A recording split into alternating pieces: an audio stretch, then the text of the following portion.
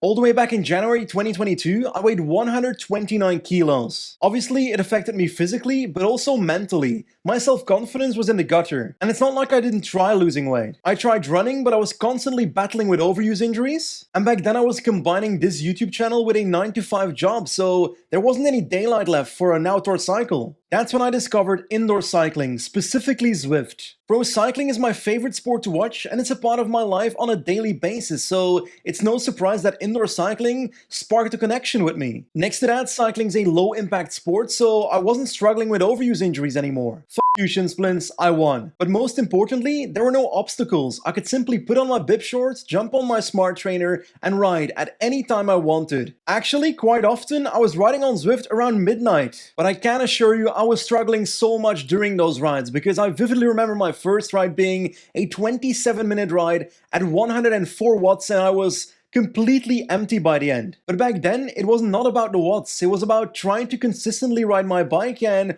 hopefully along the way lose weight and become a healthier person. That brings us to 10 months later, October 2022, I had lost 19 kilos. And that unlocked something in me. 1 month later, in November 2022, I had built the confidence because of that weight loss to start recording my weight loss journey, my cycling journey, whatever you call it. And that's when I started uploading those videos on this YouTube channel.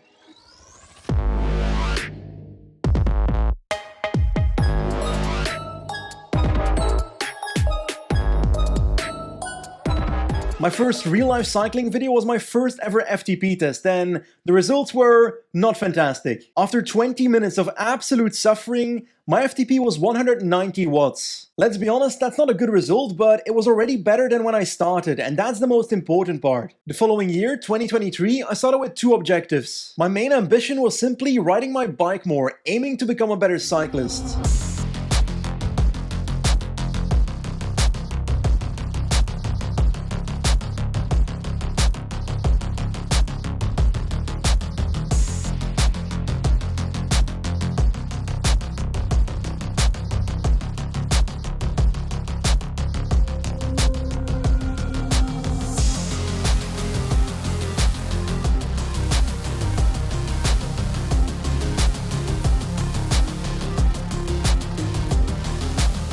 But I also wanted to make 2023 a year of firsts. From climbing my first ever mountain, Col d'Ordino in Andorra, climbing out the Zwift, albeit not very fast, taking on the Oude Quademont in epic rainy conditions, and not just riding my first Zwift race, but also winning a Zwift race. But at the end of 2023, had I become a better cyclist? Just like a year earlier, I took on another 20-minute FTP test. But this time, the result was 222 watts, an improvement of 32 watts since January. At the time, I was actually quite disappointed that I only improved 32 watts across the year, but now I look back at it rather positively. Like, I should not underrate how much cycling myself became a part of my life throughout those 2 years. And then came this year, 2024, this time with 3 objectives. Once again, my main ambition was pretty simple, riding my bike more to become a better cyclist again. Part of that is climbing out the Zwift for a second time, but faster. But my biggest event for the year would be riding my first Sportive. So in April, I rode my first Sportive, the Paris-Roubaix Challenge, and I completed it. Honestly, that was a day I will forever remember. Conquering the cobblestones of Paris-Roubaix myself, arriving on the mythical Roubaix Velodrome, that is one of my proudest achievements maybe ever. This video is sponsored by Zwift. Zwift is the go-to training app that makes indoor cycling much more enjoyable. If you want to start Zwifting but you don't have an indoor smart trainer yet, you're lucky. Because right now you can get 10% off the following products. The Wahoo Kickr Core Zwift 1, the Wahoo Kickr Core with cassette, the Zwift Ride with Kickr Core, or if you already have a compatible smart trainer, the Zwift Ride frame by itself. To receive the 10% discount, use the link in the description and code BENJIZ10.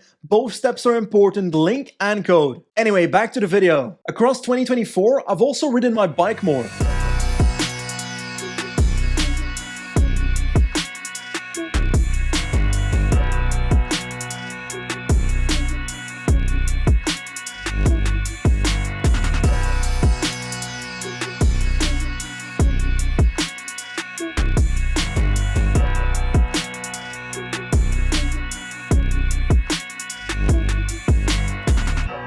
But the question is, have I become a better cyclist? A few days ago, I took on the great FTP test on Zwift to find out. One climb, 3.6 kilometers at 8.7%, and at the top, it tells you what your FTP is. Let's have a look, shall we? I think one of the reasons I'm quite motivated for this climb is that I roughly know what I can do, because last week I did a 20-minute test and I did about 255 watts for 20 minutes, so on paper, I should be able to do that. Okay, a few corners to go and the climb is about to begin, so let's get started. 3, 2, 1, let's go.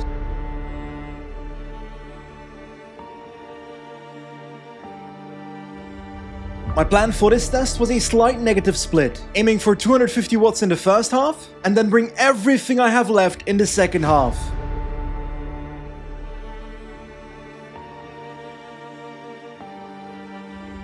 Five minutes down, and I'm on pace. Come on, mate, you got this. I know I do.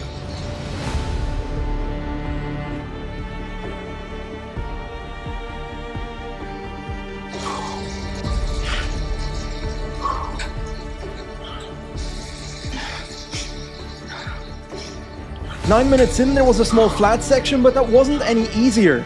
I still had to push the same watts.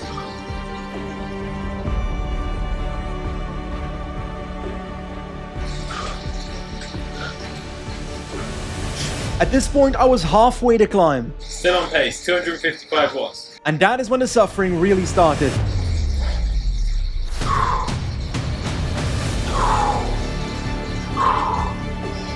You've got 265 average in you, I know you. Shut the f up.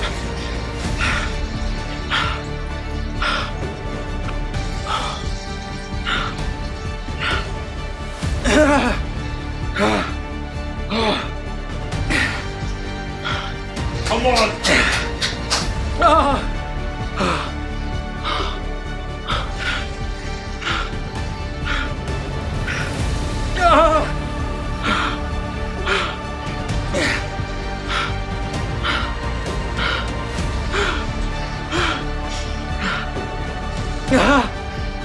Empty the bag.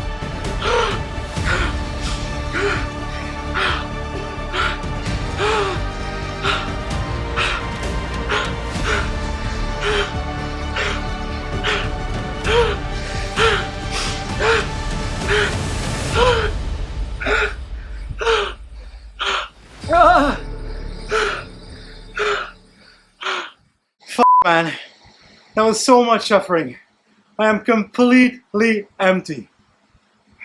2 years ago, my FTP was 190 watts. 1 year ago, it was 222 watts. And today, it is 252 watts. Over the last 3 years, I have gradually become a better cyclist. And honestly, it's made me a happier person. But this is a journey without finish line. In the coming weeks, I'll take on Alpe Zwift for the second time, hopefully beating my time properly of last year. And in December, I will fly all the way to Tenerife to climb a 50-kilometer volcano.